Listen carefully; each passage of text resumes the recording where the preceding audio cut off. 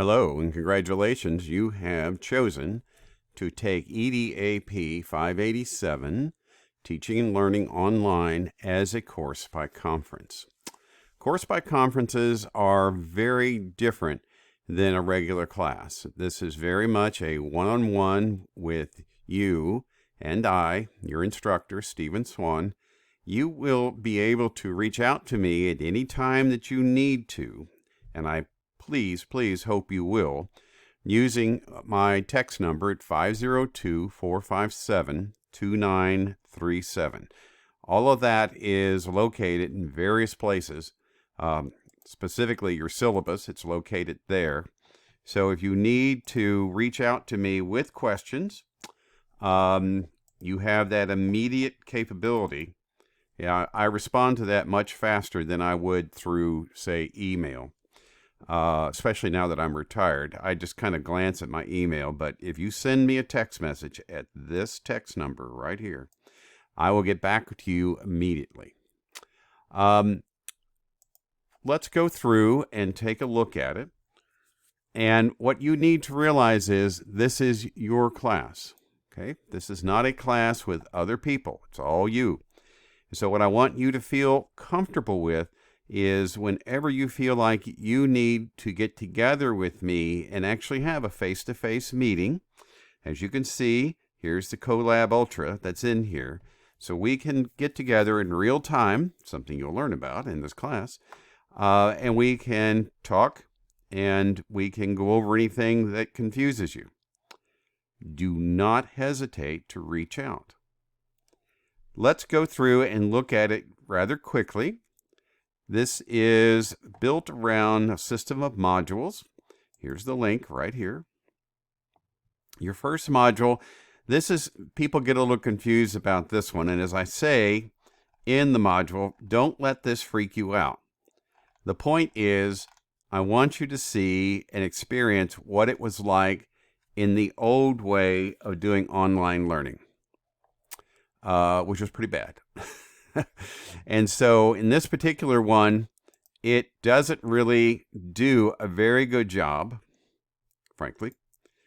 Some of the links don't work. It tries using some technologies that don't really work very well anymore.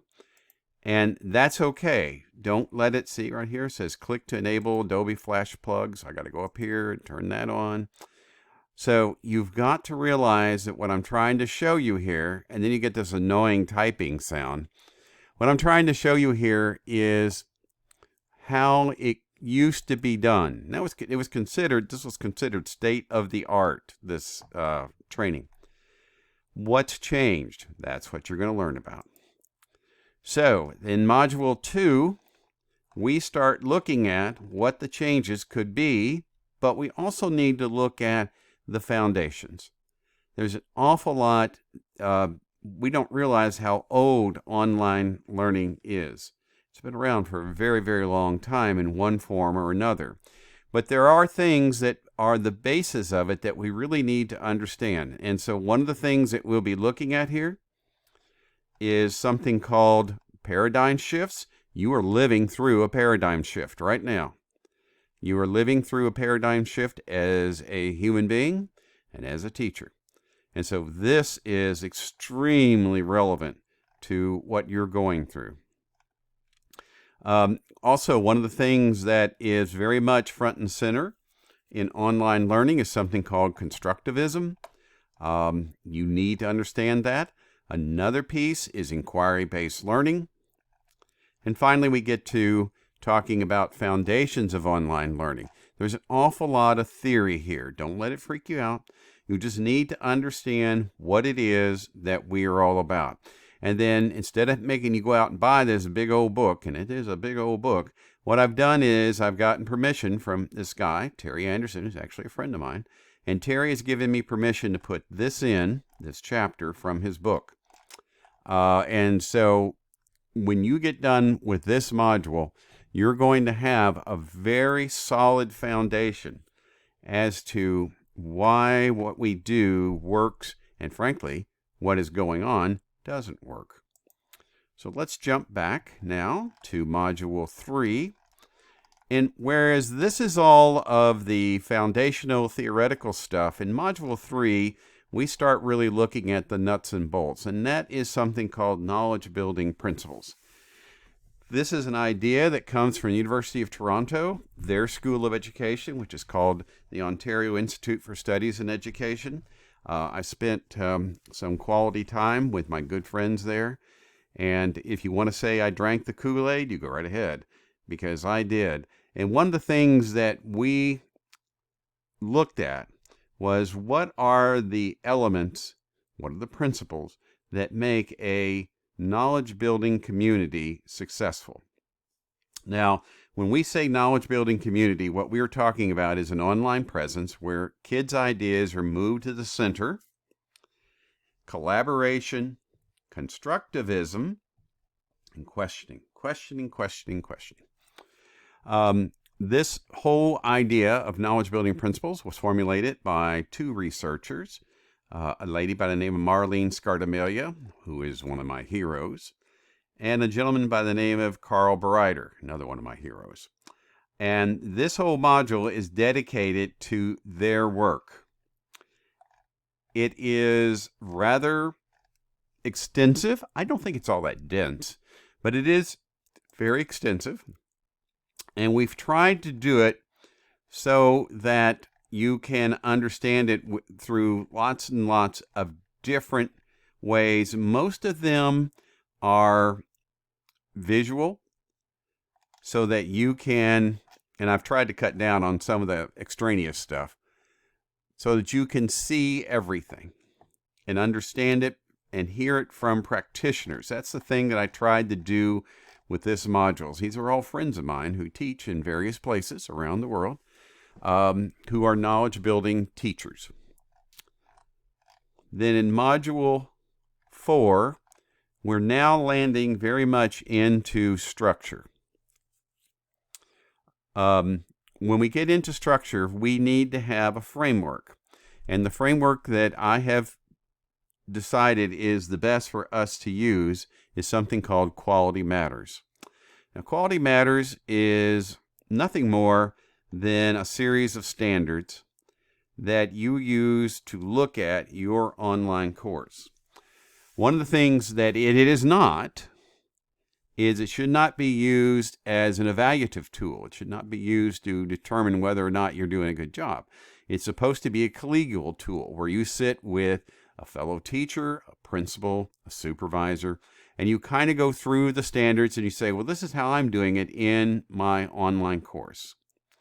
When I talk to people about Quality Matters, because people get a little hesitant about using it, I try to get them to see that what the beauty of it is it gives you an outline. It gives you a structure that if you can go through and say, here's my course overview and introduction. This is where it lives.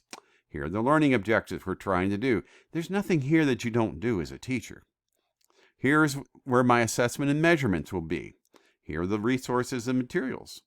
Here's the learner interaction. In other words, here's where kids do things within my course. Here's the course technology. It could be Google Classroom. It could be Schoology. It could be Blackboard. See, there's nothing really difficult here. It's just taking the time to identify it. And then learner support. How do kids get support from you as the instructor? Just like at the beginning of this video, I told you that you can reach out to me using my SMS text number. And finally, accessibility. And I will show you that with the accessibility, all you got to do is look at whatever the browser is that you're using. It has the accessibility information that you can then post into your online course. It's that simple.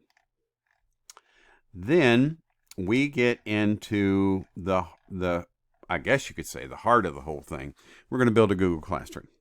And we're going to build a Google Classroom, and we're going to use a lot of the stuff that is available if you want to become a Google Classroom teacher, GCT. And I think one of the things reason why I've settled on this, because in the past I've taught this course with three different. We used Schoology, we used Google Classroom, and we used Blackboard. But now, since the state of Kentucky is pretty well settled on to the Google Classroom, that's fine. We'll settle on using the Google Classroom. What I'd like you to do, though, is to really get the Google into your head, and hopefully that you will be willing to attempt taking the Google Classroom test. Now, you don't have to do it, but I think you will find that it allows you to put a badge into your signature line in your email that basically says that you're a certified Google educator. And that goes a long way in this day and age when we're looking at everybody using the Google Classroom. So that will be if you want to think about the lift of the class, in other words, the difficulty, that will be it. I would recommend that when you get ready for Module 5, you reach out to me and we do it together online. This will probably take a good 2 or 3 class worth doing the Google Classroom. So don't try to knock it all out in one day, is what I'm trying to say. Finally, here's your homework. What you'll be doing with the homework is you'll take this Google Classroom that you built. You will then apply the Quality Matters rubric. And you will go through and you'll say, here's how I see my class stacking up within what the rubrics say are the important parts. You must make sure that you have an essential question, you have an activity, and that you have graphics that illustrate and enhance your Google Classroom and your activities, and web resources. Those are the things that have to be in there.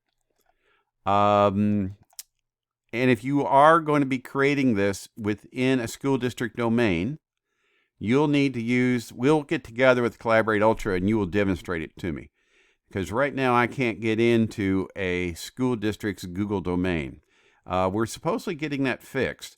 But right now my understanding is from the ERTC that the only people that they're allowing to share their Google Classrooms within JCPS is student teachers. So the regular classroom teacher right now cannot share their Google Classroom with an instructor back here on campus. And that's okay, because all we have to do is go into Collaborate. You become the Collaborate administrator. I get to sit back and you get to walk me through what you've created. Now, if you do not want to create your Google Classroom within the domain of your school district and just use the regular classroom.google.com, that's fine. That'll work just fine, and you can give me the code for all that. That's it. You'll notice over here that there are videos embedded in every one of these modules. You are more than welcome to reach out and say, Steve, could we meet every Tuesday at some time? Could we meet every Monday? In other words, you are free to design how you want to interact with me and this course. It's your course, not my course. I just provide the pieces. It's now your course to provide or to decide how you want to receive it. So do not hesitate 1 second to reach back to me and say, how can we go about doing this? Because I would need to have you present and talking about everything that's in here so that I can fully understand what's going on. That is perfectly fine with me. As always, if you have questions, comments, or concerns, you'll hear this a lot, reach out to me at 502-457-2937. And I look forward to working through this I think it's a really good course to help you understand things that are so current. It's so current. I can't believe. I always make a joke when I used to teach this class that I'd say in 5 years' time, this was 10 years ago, in 5 years' time, you all will be having courses online that you'll be responsible for. Well, I missed it by 5 years. But you now are living what this course is all about. And therefore, we need to make it relevant to you. I look forward to talking with you.